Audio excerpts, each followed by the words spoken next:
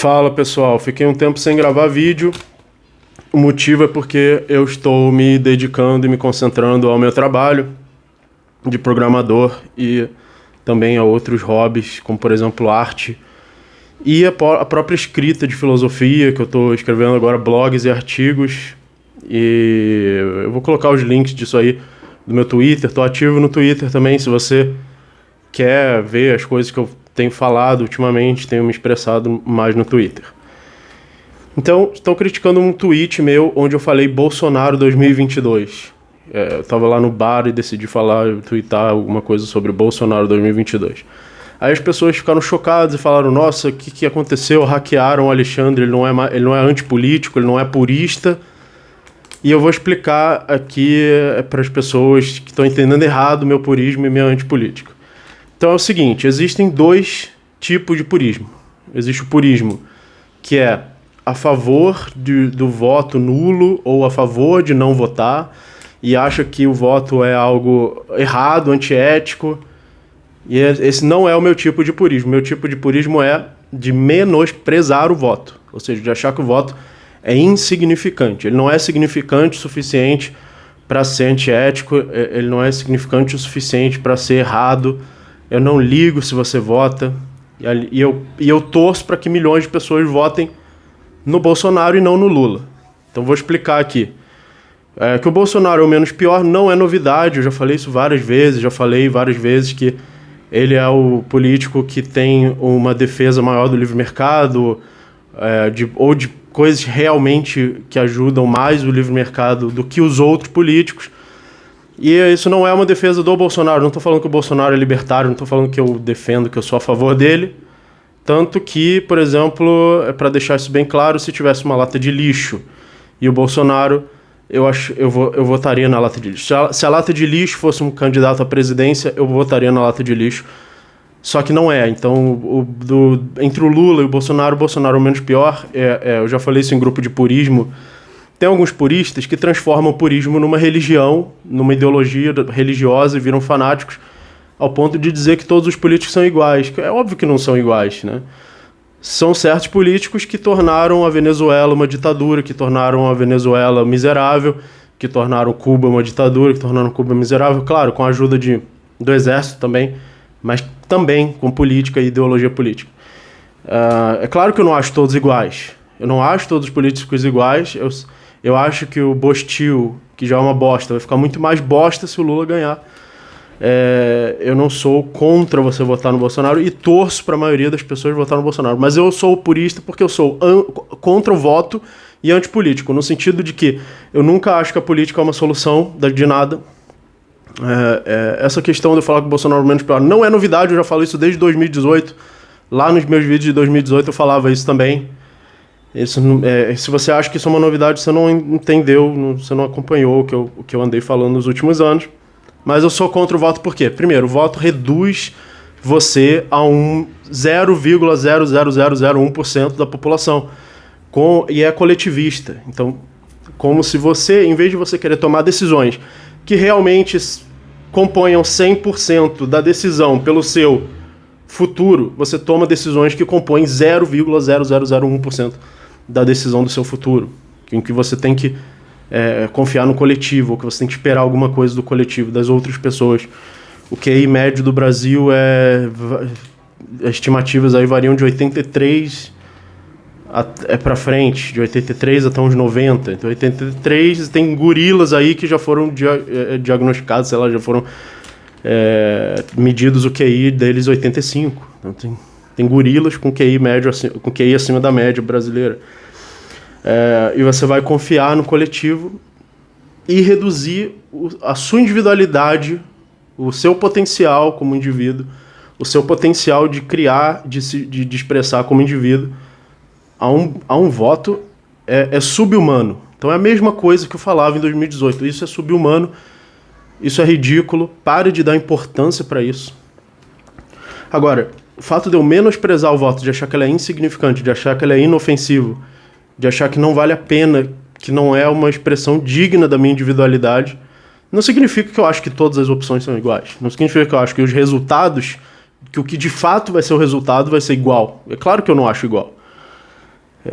Então tá, isso tudo não é contraditório, não tem nenhuma contradição aí. Pode analisar isso, ver que não tem nenhuma contradição. Tanto que eu acho esse o purismo realmente o mais consistente, porque se você realmente dá importância suficiente ao voto para achar que ele é uma agressão, você está caindo nesse mesmo coletivismo que eu estou sendo contra.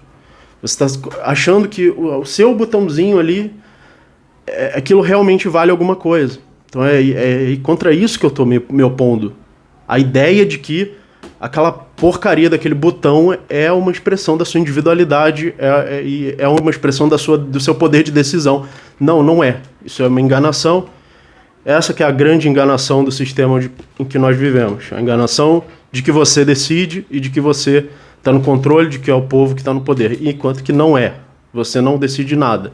Inclusive, não existe nenhuma garantia, nenhum motivo para acreditar que os resultados dessa eleição são confiáveis e honestos e não são fraudulentos. Se eu tiver alguma prova disso, me mostra a prova. Eu não tenho. Não confio. Principalmente quando tem um filho, um bosta lá, que se acha um deus, censurando os outros. Pra que censurar? Né? Se você confia nos resultados aí, pra que censurar os outros? E pra que censurar os outros que questionam se esse sistema não é fraudulento, né? Ou seja, você não pode questionar se é fraude. Que sistema confiável você é proibido de questionar? Se você é proibido de questionar, já não é confiável, por definição. Isso, por si só, já torna aquilo ali não confiável. Algo só é confiável se você tiver a liberdade de questionar. E aí vai ter lá uma prova. Não, tá aqui, ó, questionei, mas eu tava errado, ó. Tá aqui mostrando que tá certo. Tá, então eu acho incoerente o purismo que é contra o voto e que acha todos os políticos iguais, porque assim você está dando importância, você está validando que realmente isso aqui é importante e nós é que somos fanáticos, não estamos olhando para a realidade. Não é isso que eu defendo. Eu defendo que isso é insignificante, não é uma expressão correta da individualidade. Agora vamos para uma outra camada mais profunda. Eu quero entrar aqui em algumas camadas disso aí. Então a outra camada é: o anarcocapitalismo é um erro. Sim, o anarcocapitalismo é um erro, estou falando isso. Por quê? Porque o anarcocapitalismo é uma ideia coletiva, é uma ideia de sociedade. Então vamos prestar atenção na diferença entre libertarianismo e anarcocapitalismo. Libertarianismo é uma teoria ética, é ético e teórico. Significa, é errado violar a propriedade privada. Isso é a ética libertária, ok? Anarcocapitalismo já é um passo a mais, já é um sistema coletivo, um sistema coletivo de organizar a sociedade onde não existe Estado. E aí isso gerou toda essa onda de ANCAPs e libertários que querem o fim do Estado, onde o objetivo deles é o fim do Estado. Só que se você parar para pensar, se o seu objetivo é coletivo, ele carrega implicitamente um humanismo, uma fé na humanidade, uma fé de que a humanidade vai realmente funcionar assim. E essa fé na humanidade não está implícita na própria ideia de libertarianismo, necessariamente. Só porque você é libertário não quer dizer que você precisa ter fé na humanidade, você precisa acreditar que o sistema humano realmente vai ser ético, realmente vai ser correto. Eu, por exemplo, não acredito, como eu já falei, o QI aí do gorila, né? Quem tem o QI médio aí não está muito bom, né? Não está apontando para uma perspectiva muito positiva. Então eu tenho uma certa misantropia, uma certa desconfiança da humanidade, de que o ser humano não tem certas falhas muito graves aí no próprio ser humano. É só um animal que evoluiu aí pelo fruto da seleção natural e não tem garantia nenhuma de que essa criatura vai ser correta, ética, racional, funcionar direito. A civilização evoluiu aí por cima da humanidade, por cima de um ser que não evoluiu na civilização. O ser humano não evoluiu na civilização. A civilização é que evoluiu por cima do ser humano. Então essa é a minha visão. Certo? Uma visão de não confiar de que o Homo sapiens, o ser humano, vai criar um ancapistão. Em oposição ao anarcocapitalismo, que é uma prática da teoria libertária, uma prática coletiva, nós temos a prática individual que se chama agorismo. Então, agorismo, assim como o anarcocapitalismo, o agorismo é uma prática da teoria libertária, só que ele é individual. Ou seja, eu posso praticar agorismo e eu não preciso que o Estado deixe de existir para que eu possa praticar agorismo. Então essa é a diferença, eu acho. Por que eu falei anarcocapitalismo foi um erro? Foi um erro de ser um foco em vez de o agorismo ser um foco. Certo? O agorismo é, eu não ligo para o Estado, eu não ligo se o Estado vai acabar ou não, porque eu tenho meios de me tornar imune ao Estado, de me tornar mais imune ao Estado a cada dia. Então eu vou dar alguns exemplos. Um dos exemplos é o verdadeiro voto, que você tem 100% da decisão, em vez de ter 0,0001, que é o voto com os pés, votar com os pés. Ou seja, se você tem capacidade de se mudar para um lugar mais livre, não sei que lugar mais livre, algum estado dos Estados Unidos, porque nos Estados Unidos a lei muda por estado, algum outro país onde seja muito mais livre, muito menos imposto, muito menos regulação e muito mais liberdade de armamento, por exemplo. Lembrando que eu acho o armamento, a liberdade de armamento, um pilar fundamental da liberdade. Inclusive os fundadores do americanos, Founding Fathers, viam dessa forma o armamento como fundamental e uma das principais emendas ali da Constituição americana, assim como a liberdade de expressão. Então, liberdade de expressão, armamento, essas questões e liberdade de mercado são os pilares principais. Então, e outro motivo também pelo qual eu falava que o Bolsonaro é o menos pior em 2018, porque muitos libertários diziam que o Novo era o menos pior, né? Sendo que o Novo defendeu lockdown, o Novo, que é uma ditadura, que eu já expliquei aqui, lockdown é ditadura. O Novo defendeu, que não tem nada a ver com medicina, com ciência, não tem nada a ver, né? Lockdown é uma medida autoritária política, não é científico, não é medicinal, médico, nada disso. Também o armamento, sendo que o Novo já defendeu várias vezes o desarmamento. Vamos fazer a gestão do desarmamento, vamos fazer uma boa gestão de quem pode ter armas, quem não pode, nas instituições democráticas. E esse Faria Limer, esse coach Faria Limer liberaleco aí, de bosta, que alguns defendem, mas não de graça, né? Alguns com esse dinheiro defendem, mas não de graça. De graça, acho que ninguém defende o Novo, não. Vem me dizer que defende de graça, que não vou acreditar nessa baboseira, não. Então, está dando lucro. Está dando lucro.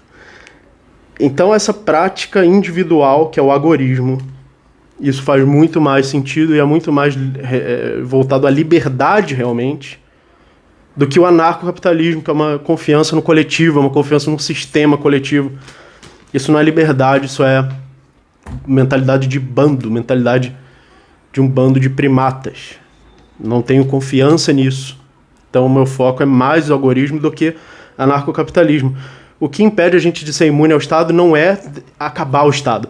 São questões técnicas, questões tecnológicas, questões de criptografia, questões de criptomoeda, questões de redes sociais criptografadas e descentralizadas. São questões técnicas. Toda falta de liberdade é uma falha técnica. Então, o que vai trazer a liberdade individual e imunidade ao Estado é a tecnologia, e não mexer no próprio Estado. Deixe o Estado apodrecendo sozinho, enquanto você fica imune a ele. Isso também está ligado ao territorialismo versus desterritorialismo. É uma palavra, eu não sei se alguém já cunhou essa palavra, se não cunhou, eu estou cunhando agora. Desterritorialismo seria o movimento para fora de territórios. Lembrando que o Estado é um monopólio das armas e de territórios. Monopólio das armas e do território. Se ele só tiver as armas e não tiver território nenhum, ele não é monopólio de nada. E o que é desterritorialismo nesse caso? Você não depender do território. Como, por exemplo, por que a gente usa real? Porque ele é imposto nesse território. É uma moeda estatal imposta nesse território. Em outro território vai ser peso, dólar, libra. Agora, o que é a criptomoeda? Não é uma moeda desterritorializada? Uma moeda que não está em nenhum território? Então, por isso que eu também gosto de usar a palavra criptoquistão em oposição ao ancapistão. Ancapistão é uma implementação da ética libertária num território. Criptoquistão é uma implementação da ética libertária para além dos territórios, para o território virtual, para o metaverso, ou internet, ou Matrix, ou seja lá como você quiser chamar isso. É o William Gibson, que se chamava de Matrix quando ele escreveu o Neuromancer, né? Porque não existia internet, então ele meio que criou uma internet fictícia que não existia. Então, o Estado é primariamente monopólio de armas e território. Ancapistão é uma ideia territorial. Aqui vai ser o Ancapistão, uma linha imaginária, e aqui é Ancap. Eu, já há muitos anos, não tenho muita simpatia com essa ideia. Eu tenho muito mais simpatia com a ideia de eu estou num território qualquer, pode ter Estado, pode não ter. Vou procurar o mais livre que eu puder. Só que no ambiente virtual, no ambiente da criptografia, do metaverso, do que é criado por inteligência artificial ou que é mantido seguro por criptografia, eu estou independente do território. Então é isso. Se eu puder fazer só mais um pequeno complemento, existem dois tipos de liberdade: a liberdade interpessoal e a liberdade pessoal. A liberdade e ambas são garantidas por tecnologia. Isso é uma coisa que eu sempre vou defender, que a base da liberdade é a tecnologia. Inclusive armas são uma tecnologia. Qualquer meio que você use de evitar o Estado é uma tecnologia, ou de se defender de um crime, ou de legítima defesa. Qualquer meio que você usar é uma tecnologia. A partir do momento que existem armas, toda a questão de liberdade se torna técnica. O ser humano é um criador de ferramentas. Então, sua liberdade interpessoal depende de criptografia, da capacidade da criptografia criar paredes impenetráveis. O Estado não pode penetrar a parede da criptografia. E a sua liberdade pessoal depende de usar a tecnologia para criar coisas. E isso, para mim, está representado melhor do que qualquer outra coisa pela inteligência artificial, que é um meio de criar coisas. Inclusive, tenho usado ela para criar arte. Tem um Twitter de arte que eu criei aí também. Sigam ele, me sigam no Twitter. Então é isso, muito obrigado e até a próxima.